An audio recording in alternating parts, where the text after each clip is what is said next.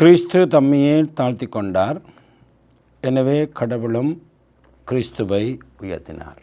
ஆண்டவன் இயேசுவில் அன்பார்ந்தவர்களே, இன்று குருத்தோலை ஞாயிறு புனித வாரத்தை இன்று நாங்கள் ஆரம்பிக்கிறோம்.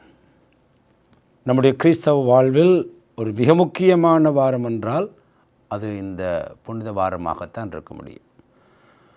ஒரு முறை ஒரு கோவிலுக்கு இந்த பரிசுத்த வார வழிபாடுகளை நடத்த போன பொழுது அங்கிருந்த மக்கள் என கூறிய ஒரு விடயம் என்னவென்றால், ஃபாதர், நீங்கள் ஞாயிறு திருப்பலிக்கு வந்திருக்கிறீர்கள், அதிலே எங்களுடைய ஆலய மக்களை பார்த்திருக்கிறீர்கள், ஆனால் ஆலயத்திலே இதுவரை காணாத எத்தனையோ மக்களை இந்த புனித வாரத்திலே நீங்கள் காண்பீர்கள்.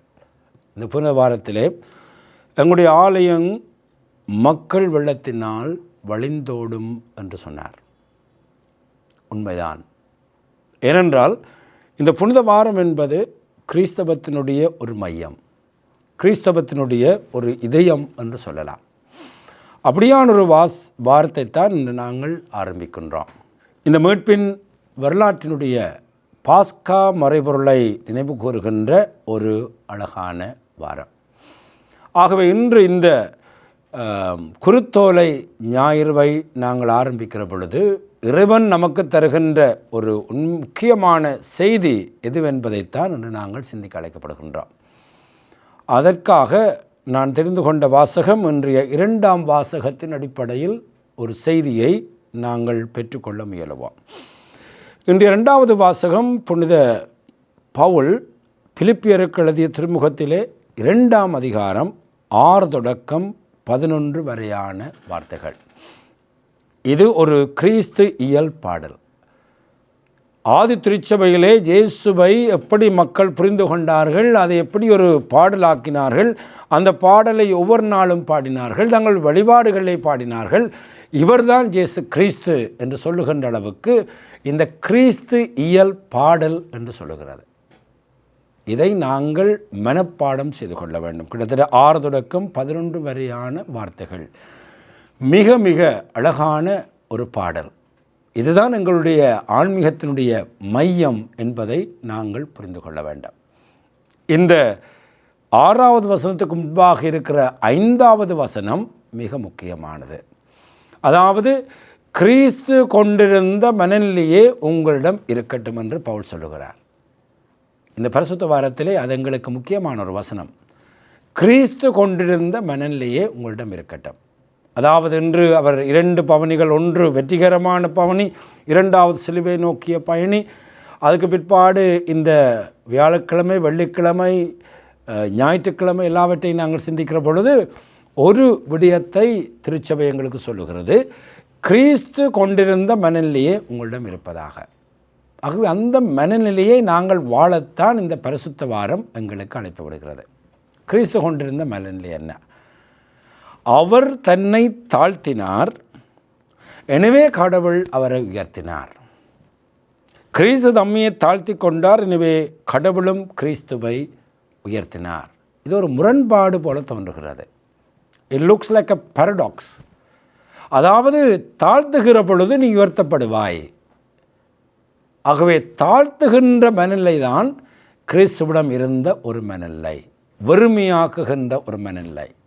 ஆகவே தான் கிறிஸ்தவ ஆன்மீகத்திலே ஒரு அழகான வார்த்தையை பாவிக்கிறார்கள், கெனோசிஸ் என்ற ஒரு வார்த்தை.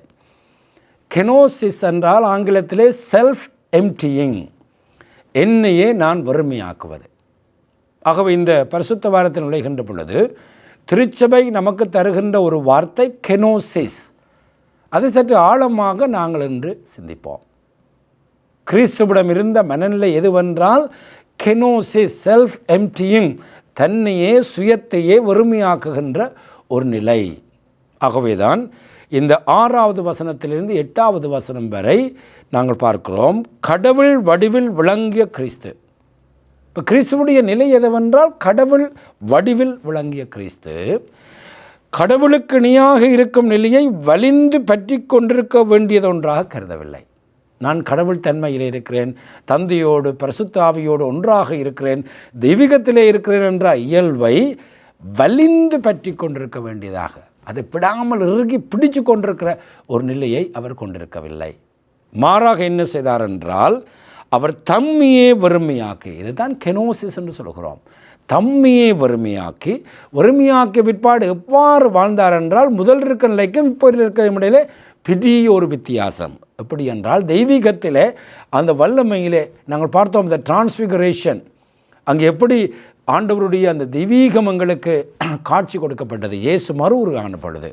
அந்த காட்சியிலிருந்து அவர் தன்னையே வறுமையாக்கி அடிமையின் வடிவை ஏற்று மனிதருக்கு ஒப்பானார். ஸோ முதலாவதாக அவர் மனுஷனாக இந்த உலகத்திலே மாறுகிறார். அதற்கு ஒரு வறுமையாக்கல் தேவைப்படுகிறது. மனுஷனாக வந்த பொழுது கூட மனுவில் தோன்றி சாவை ஏற்கும் அளவுக்கு எவ்வளோ வறுமையாக்கல் என்பதை நாங்கள் சிந்திக்க வேண்டும். அதுவும் சிலுவை சாவை ஏற்கும் அளவுக்கு, சாதாரண சாவு அல்ல, மோஸ்ட் எக்ஸ்கூரியேட்டிங் பெயின் வரக்கூடிய ஒரு சிலுவை சாவை அவர் ஏற்றுக்கொண்டார். ஏற்கும் அளவுக்கு கீழ்ப்படிந்து தம்மையை தாழ்த்து கொண்டார். இது இவ்வளவு தான் இந்த கெனோசிஸ் முதலாவது பகுதி. ஆகவே இந்த மனநிலையைத்தான் இந்த காலத்திலே நாங்கள் சிந்தித்து கொள்ள வேண்டும். எவ்வாறு இயேசு தன்மையை வறுமையாக்கினார். அந்த வறுமையாக்கலை இந்த வசனங்கள் எங்களுக்கு தெளிவாக சொல்லுகிறது. இந்த வறுமையாக்குதல் என்ற பொழுது இழப்பு அல்ல என்பதைத்தான் புனித பவுல் மீண்டும் சொல்லுகிறார். நீ எளிமையாக்குற பொழுது உயர்த்தப்படுவாய். அப்போ இவ்வளவு எளிமையாக்கி உலகத்திற்கு வந்த ஆண்டவர் இயேசு கிறிஸ்துவை கடவுள் என்ன செய்தார்? எனவே கடவுள் அவரை மிகவே உயர்த்தி எப்பேருக்கு மேலான பேரை அவருக்கு அழுதி அருளினார். ஆகவே அவருடைய அந்த கெனோசிஸ், செல்ஃப் எம்ப்டியிங், அந்த அன்பு எந்த அளவு கொண்டு வந்தென்றால், கீழே வந்த அவரை ஆண்டவர் எல்லாவற்றிற்கும் மேலாக கடவுள் அவரை உயர்த்தி, ஆகவே இயேசுவின் பெயருக்கு விண்ணவர் மன்னவர் கீழோகோர் அனைவரும் மண்டியிடுவர். இன்றைக்கு இயேசு என்ற பெயரை சொல்லுகிற பொழுது உலகமே மண்டியிடுகிறது. அது மன்னவர் விண்ணவர் கீழோகோர் எல்லோருமே மண்டியிட்டு கடவுளுடைய மாட்சிக்காக இயேசு கிறிஸ்து ஆண்டவர் என்று எல்லா நாவுமே அறிக்கையிடும். இயேசு என்ற நாவு எல்லாராலும் மறைக்கப்படுகிறது. ஆகவே அன்பார்ந்தவர்களே, இன்றைக்கு நாங்கள் இந்த குருத்தோலை ஞாயிறுவில் திருச்சபை அழைக்கிறது, இயேசு கிறிஸ்து கொண்டிருந்த மனநிலையே உங்களிடம் இருப்பதாக. ஆகவே நாங்கள் எங்களுடைய பதவிகளை, எங்களுடைய பட்டங்களை, எங்களுடைய நிலைகளை வலிந்து பிடித்து கொண்டிருக்கிறது ஒன்றாக இந்த தவக்காலத்தில், இந்த பரிசுத்த வாரத்தில் இருக்க எங்களை அழைக்கவில்லை.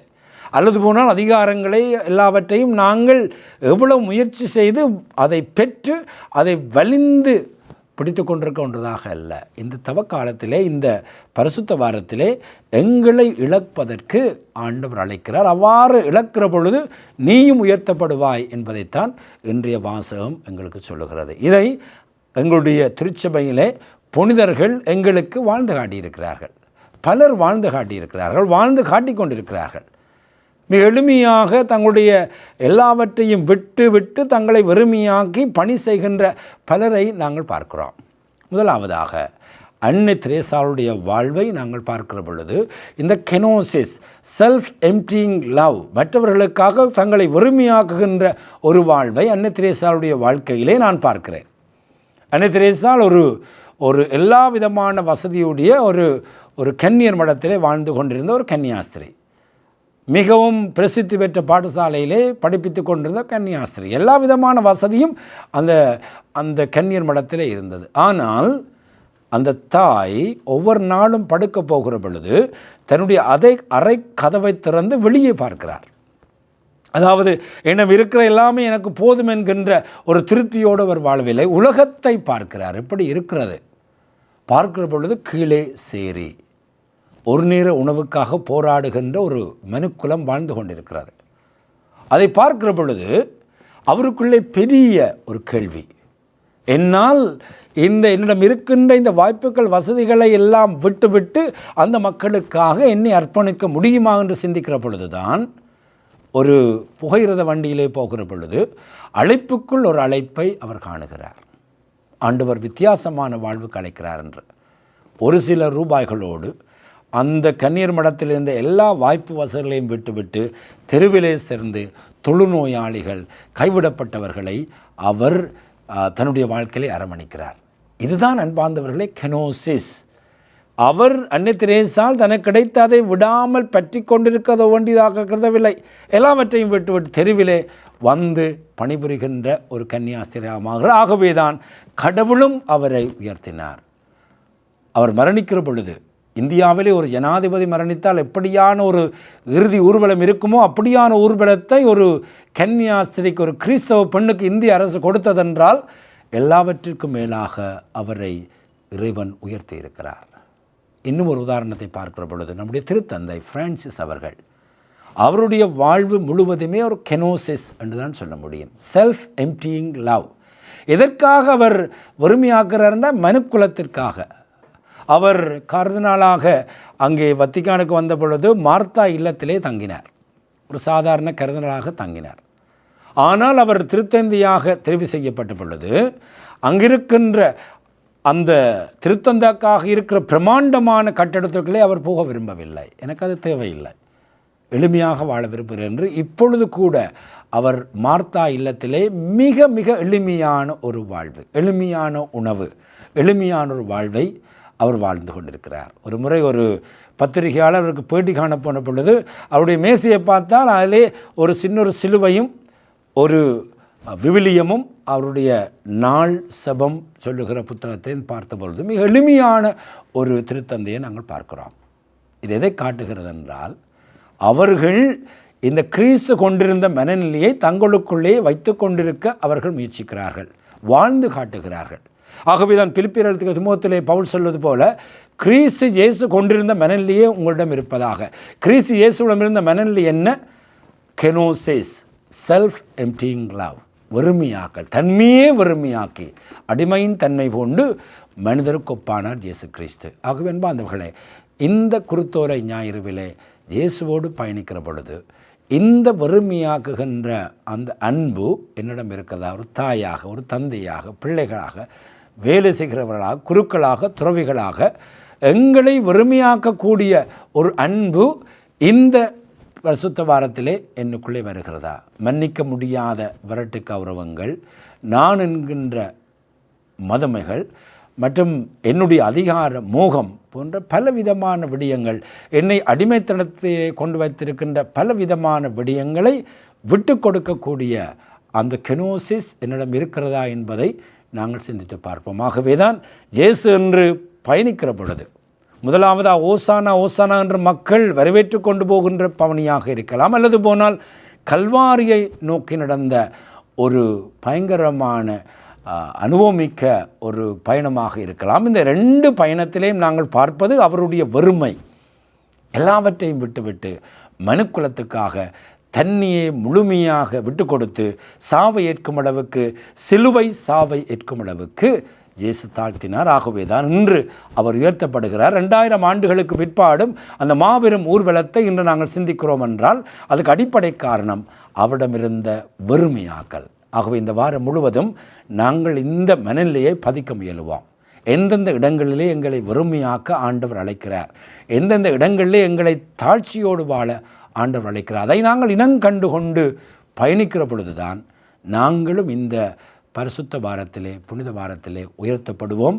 ஆகவே இந்த வாரம் முழுவதும் எங்களுடைய மனங்களில் இருக்க வேண்டிய ஒரு சொல், இயேசு தம்மையே வறுமையாக்கினார், அன்புக்காக வறுமையாக்கினார், எங்களுக்காக வறுமையாக்கினார். ஆகவே தான் அவர் உயர்த்தப்பட்டார். நாங்களும் எங்களுடைய அன்புக்காக, இறைவனுடைய அன்புக்காக, எங்களுடைய குடும்பத்தினுடைய அன்புக்காக, திருச்சபையினுடைய அன்புக்காக எங்களை வறுமையாக்க முடியுமா என்கின்ற கேள்வியோடு இந்த 2 பயணங்களிலும் இந்த இயேசுவோடு இன்றைய நாளிலே பயணிக்க அருள் வேண்டு வருமாக. ஆமேன்.